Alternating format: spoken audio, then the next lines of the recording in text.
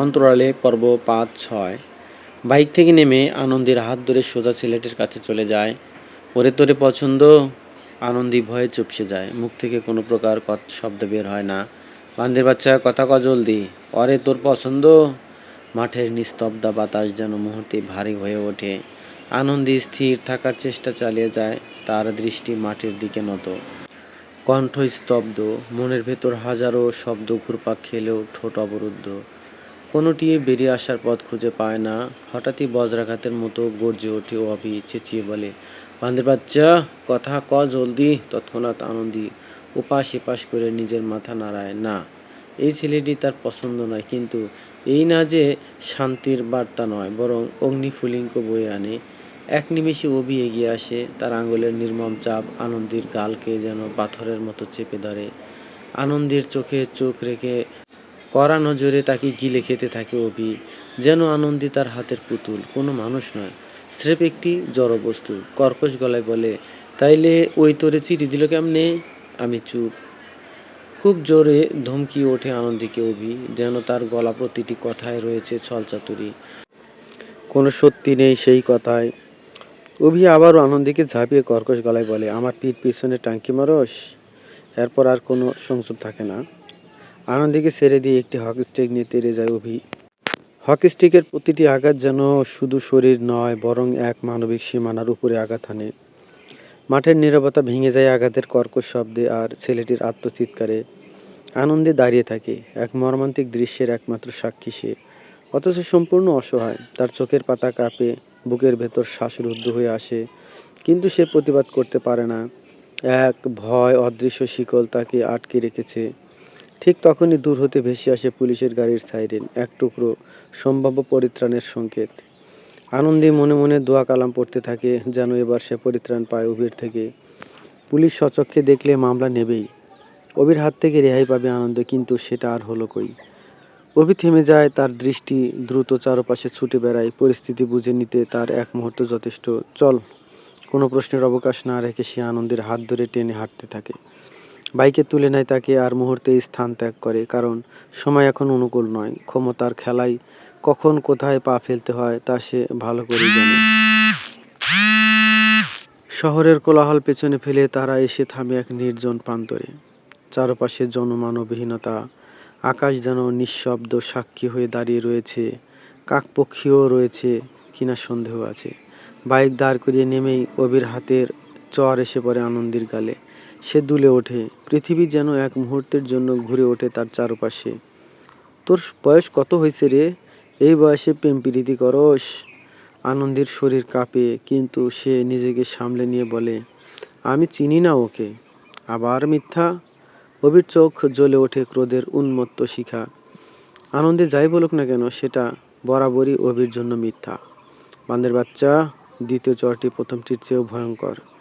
মাটিতে লুটিয়ে পড়ে আনন্দী, মাথা গিয়ে লাগে শক্ত ইটে, আর সঙ্গে সঙ্গে রক্তের স্রোত কপাল বেয়ে নেমে আসে। হঠাৎ এভাবে বাড়ি খাওয়ার ফলে নিজের কষ্ট ধরে রাখতে পারে না আনন্দী। হাউ মাউ করে কেঁদে ওঠে। তার কান্না আর্তনাদ হয়ে ছড়িয়ে পড়ে চারপাশে, এক নিঃসহায় প্রাণের আরতি। কিন্তু সেই আর্তনাদেও বিরক্ত হয় অভি। এই বান্দের, কেউ বাড়ি দিয়ায় তো। তার কণ্ঠে বিতৃষ্ণা, যেন আনন্দের কান্নাটুকু ও অভিনয়, কোনো কষ্ট নেই তাতে। ফ্যাসফ্যাসানি আর ভাল লাগে না। শেখ বাড়ি। রক্তমাখা ব্যান্ডেজে মোড়ানো কপাল, কাঁপতে থাকা শরীর নিয়ে আনন্দে ফিরে আসে নিজের বাড়িতে। দরজায় পা রাখতেই মেয়ের মাথার ব্যান্ডেজ, রক্তের দাগ, ভাঙ্গা অবস্থা দেখে স্তব্ধ হয়ে যায় তার বাবা। আকরাম শেখ কাজ থেকে ফিরছেন কিছুক্ষণ হবে। আনন্দের দেরি হওয়া দেখে তিনি কিছু একটা ধারণা করেন। তার উপরে অভি যেন গলার কাটা হয়ে বিঁধে রয়েছে তাদের। তড়িঘড়ি করে আনন্দের কাছে চলে যান আকরাম শেখ। কপাল ফাটল কি করে? আনন্দের মুখ থেকে কোনো কথা বের হয় না, বরং সে থর থর করে কাঁপতে থাকে। মেয়ের এমন অবস্থা দেখে তাকে সোফাতে বসায় আকরাম শেখ। তারপর কপাল ভালোভাবে দেখতে থাকে। কে করেছে এটা? আনন্দে চুপ করে থাকতে চেয়েও পারে না। তার বাবাকে এমনভাবে ফাঁসানো হয়েছে, সে চুপচাপ সব সহ্য করলেও আজ মুখ ফসকে বলে দেয় সব তার বাবাকে। অভি। আকরাম শেখের চোখে ক্রোধের আগুন জ্বলে ওঠে, যেন তিনি এই নামটি শুনতেই চাচ্ছিলেন। এক মুহূর্ত দেরি না করে তিনি মেয়েকে নিয়ে থানায় চলে যায়। জিডি করা হয়। সেই মুহূর্তে আনন্দী একটুখানি স্বস্তির নিঃশ্বাস ফেলে। তাদের জানানো হয় অভি গ্রেপ্তার হয়েছে। তার বুকের ভেতর জমে থাকা ভয় একটু নরম হয়। মনে হয় এবার মুক্তি মিলবে। সন্ধ্যাবেলা, সন্ধ্যার আলো তখন ধীরে ধীরে গাঢ় অন্ধকারে বিলীন হতে থাকে। আকাশে একরাশ নীরবতা নেমে এসেছে, যেন প্রকৃতি নিজেও কোনো অঘটনের পূর্বাভাস টের পাচ্ছে। ঠিক সেই সময় আনন্দীদের বাড়ির সামনে হঠাৎ করেই থামে কয়েকটি বাইক। তার শব্দে ভেঙে যায় চারপাশের স্থিরতা। দরজায় কোনো কড়া না, বরং এক বিকট শব্দে তার ধাক্কা মেরে খুলে ফেলে অভি। তার প্রবেশ যেন ঝড়ের মতো, চোখে আঙুন, মুখে বিকৃত ক্রোধ, শরীর ভঙ্গিতে উন্মত্ততা। আনন্দী তখন ডাইনিং রুমে বসে পড়ছিল, সাথে তার মা। বাবা উপরের ঘরে। অভি এসে সোজা আনন্দীর সামনে দাঁড়ায়। কোথায় তোর বাবা? তার গর্জন যেন পুরো ঘর কাঁপিয়ে তোলে। আনন্দে চমকে ওঠে। তার বুকের ভেতরটা কেঁপে ওঠে ভয়ে, আতঙ্কে। সে দরজার পাশে স্থির হয়ে দাঁড়িয়ে থাকে, একটি পাথরের মূর্তির মতো। ভিতর থেকে বেরিয়ে আসে তার বাবা, চোখে দৃঢ়তা, কিন্তু সেই দৃঢ়তার আড়ালে লুকিয়ে আছে উদ্বেগ। তুমি একা?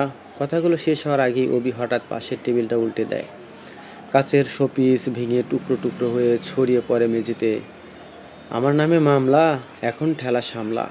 সে একের পর এক জিনিসপত্র ছুঁড়ে ফেলতে থাকে অভি। চেয়ার, টেবিল, আলমারি, প্রতিটা আঘাতে যেন ঘরের ভেতরে শান্তি চূর্ণ বিচূর্ণ হয়ে যায়। দেয়ালে টাঙানো ছবি এক নিমেষে মাটিতে পড়ে ভেঙে যায়। সেই ছবির ফ্রেমে বন্দি হাসিগুলোও যেন টুকরো টুকরো হয়ে ছড়িয়ে পড়ে। আনন্দীর মা ছুটে এসে থামানোর চেষ্টা করেন। কি করছো এসব? কিন্তু অভির উন্মত্ততা তখন আর কোনো কথা শোনার অবস্থায় নেই। চুপ, কেউ একটা শব্দ করবে না। তার চিৎকারে ঘরের বাতাস জমে যায়। আনন্দী কাঁপতে কাঁপতে দেয়ালের সাথে সেটে দাঁড়িয়ে থাকে। তার চোখে জল, কিন্তু সে কাঁদতেও ভয় পায়, কারণ এই মানুষটার সামনে কান্নাও কখনো কখনো অপরাধ হয়ে দাঁড়ায়। অভি এগিয়ে আসে আনন্দীর দিকে। তোর জীবন আমি তেজপাতা বানাবো মেয়ে। একটু একটু করে যন্ত্রণা দিয়ে মারবো তোকে। তুই মরার জন্য ছটফট করবি, কিন্তু পারবি না। ভয়ঙ্কর মৃত্যু হবে তোর আনন্দী। আসবার কালে আসলাম একা, যাইবার কালে যাব একা। মাঝে মাঝে মনরে বলি, চক্ষু মেইলা কি দেখলা? আর কি দেখলাম? আনন্দী বাঁধে বাচ্চারে দেখলাম। মনের সুখে গান গাইতে গিয়েও আনন্দীর নামে খিস্তি করতে থাকে অভি। যেন এই একটা নাম তার জীবনে অভিশাপের মতো জড়িয়ে রয়েছে। চোখ বন্ধ করলেও ও তাকে দেখতে পায়, জেগে থাকলেও ও তাকে দেখতে পায়, না চাইলেও ও মন তাকে নিয়েই জল্পনা কল্পনা করতে থাকে। একটু আগে ও আনন্দীদের বাড়িতে বাওয়াল করে এসেছে অভি, তবুও ও যেন তারই মনই ভরছে না। আনন্দে যত কাঁদে অভি ততই খুশি হয়, কিন্তু তার কাঁদার পরিমাণ প্রতিবারের মতোই নিছক মিথ্যে অভিনয় লাগে তার কাছে। যেন প্রতিটি চোখের পানি কেবল সস্তা সিম্পেথি পাওয়ার জন্যই অভিনয়। বেশ বিরক্তি নিয়ে অভি উঠে বসে, তারপরে হাতের ইশারা করে কবিকে ডাকে। এই কবি। ডাক পড়তেই কোমর বাঁকিয়ে বাঁকিয়ে আধুনিক নায়িকাদের মতো হেঁটে অভির সামনে এসে দাঁড়ায় কবি।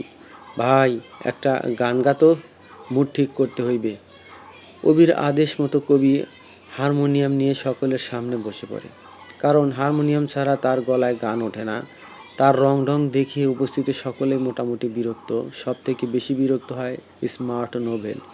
অভির সাঙ্গপাঙ্গর মাঝে এই দুজনই রয়েছে তাদের, যাদের নিজেদের মধ্যে কখনো জমে না, যেন তারা একজন আরেকজনের সতীন, তবে স্বামী ছাড়া। কবির রং ঢং দেখে নোবেল মোটামুটি বিরক্ত হয়ে তাকে বলে, কিরে মাইগ্যা, কত সময় লাগে তোর?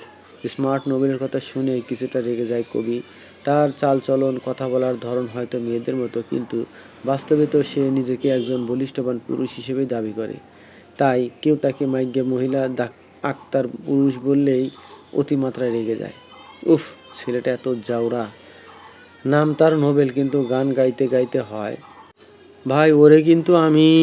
অভি বেশ বিরক্তি নিয়ে দুজনের দিকে তাকায়। স্মার্ট নোবেল চুপ হয়ে মাথা চুলকাতে থাকে, আর কবি নোবেলকে ইশারায় গালমন্দ করতে থাকে।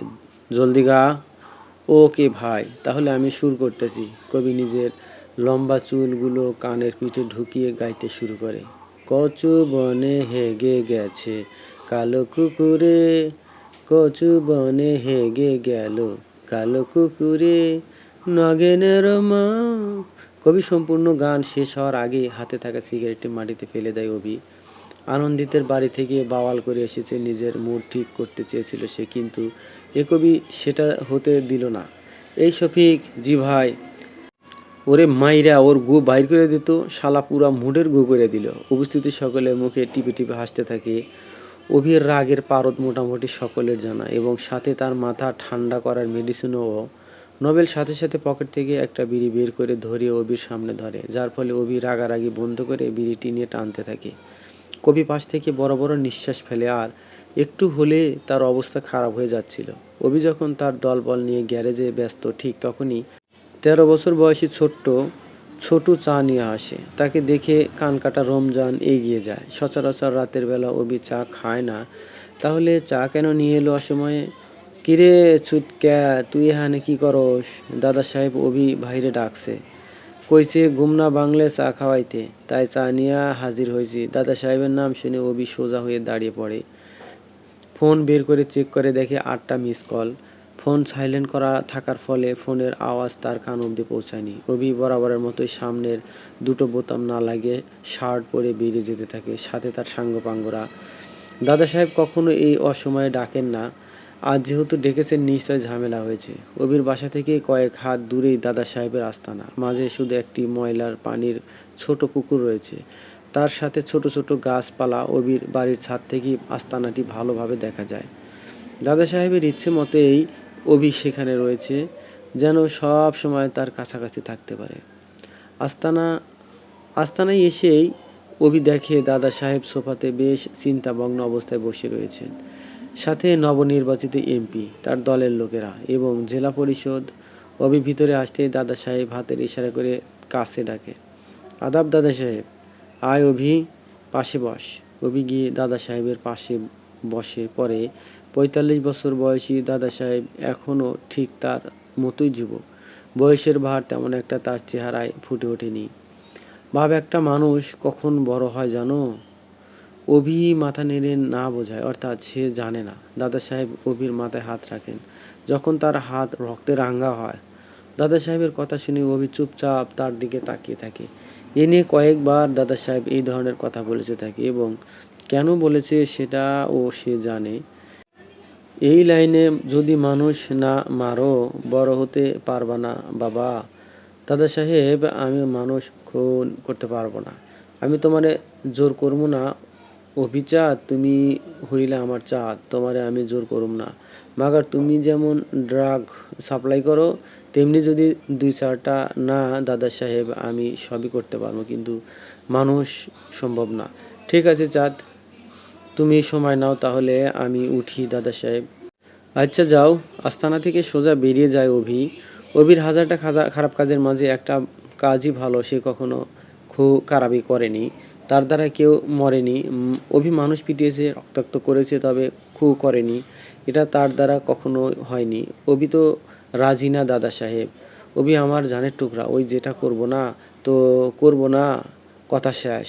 আমার ব্যবসা, আমার কালা টাকার মেশিন অভি, আমার চাঁদ। ওরে কেউ কিছু কইলে খবর আছে নেতা। নেতা আফজাল হোসেন চুপচাপ বসে থাকে। এসেছিলেন তো অভির নামে বিচার দিতে, কিন্তু কাজের কাজ কিছুই হলো না। দাদা সাহেবের আন্ডারওয়ার্ল্ডের পাওয়ার বারবার তাকে বাঁচিয়ে নেয়। আনন্দির বাবা আফজাল হোসেনকে দিয়ে অভির একটা বন্দোবস্ত করতে চেয়েছিল ঠিকই, কিন্তু দাদা সাহেবের জন্য তা আর হলো না। এবার অভি বেঁচে গেল। শেখ বাড়ি। আনন্দির এইচএসসি হতে কতদিন বাকি রাবেয়া? তা হবে মোটামুটি 1-1.5 মাস। কেন বলো তো? আমরা এখান থেকে চলে যাব। কিভাবে সেটা আমি বুঝবো, কিন্তু এই ছেলের হাতে নিজের মেয়েকে মরতে দেব না। আমি বলি কি, আমরা মিডিয়ার কোনো উচ্চ কাজ হবে না? নেটে তো দিয়েছিলাম, দেখেছিলে তো কি হয়েছে। এই কৃষ্ণদাসের হাত যতদিন অভির মাথায় রয়েছে, প্রশাসন ওর কিছুই করবে না, বরং আমাদের মরতে হবে। স্বামীর কথা শুনে বেশ জোরে জোরে নিঃশ্বাস নিতে থাকে রাবেয়া শেখ। আনন্দের করা একটি ভুলের জন্য অভি চলে যায় আন্ডারওয়ার্ল্ডে, এবং তাদের জীবনে শুরু হয় উল্টো গুনতি। পুলিশে মামলা করেও কোনো লাভ হয়নি। অভি বারবার ছাড়া পেয়ে যায়। তার কারণ হচ্ছে কৃষ্ণদাস, আন্ডারওয়ার্ল্ডের বেতাল বাদশা, যার ওঠা বসা দেশের বড় বড় মন্ত্রীদের সাথে। তাদের পাওয়ারের যথাযথ ব্যবহার করে কৃষ্ণদাস, যার ফলে দীর্ঘ 15 বছর ধরে নিজের রকেট চালাচ্ছেন সে। এখন তার সব থেকে বড় তুরুপের তাস অভি, যাকে ঘিরে তার যত সব জল্পনা কল্পনা। নিজের রুমে চুপচাপ বসে থাকে আনন্দী। একটু আগে অভি তাদের বাসায় চালায় ভাঙচুর। মোটামুটি বেশ ক্ষতি হয় তাদের, কিন্তু কি আর করার, পুলিশ কেস তো নেবে না। তার উপরে আনন্দী এমন কিছু করেছিল যার ফলে ইন্টারনেটে ও কিছু পোস্ট করতে পারে না। এসব কিছুর শুরুই হয়েছিল এখান থেকে। তার করা একটি ভুলের মাসুল এভাবে দিতে হচ্ছে তাদের। নিজের পুরনো অতীত নিয়ে যখন ঘাটাঘাটি করতে ব্যস্ত আনন্দী, ঠিক তখনই তার ফোনে নোটিফিকেশন আসে। ফোন হাতে নিয়ে বেশ বড় নিঃশ্বাস ফেলে আনন্দী, কারণ টেক্সটটা অভির। হঠাৎ হোয়াটসঅ্যাপ ওপেন করে অভির টেক্সটে দেখে আনন্দী, বান্দর বাচ্চা, কাল ঠিক সময়ে থাপ্পড় খাইতে চইলা আসিস।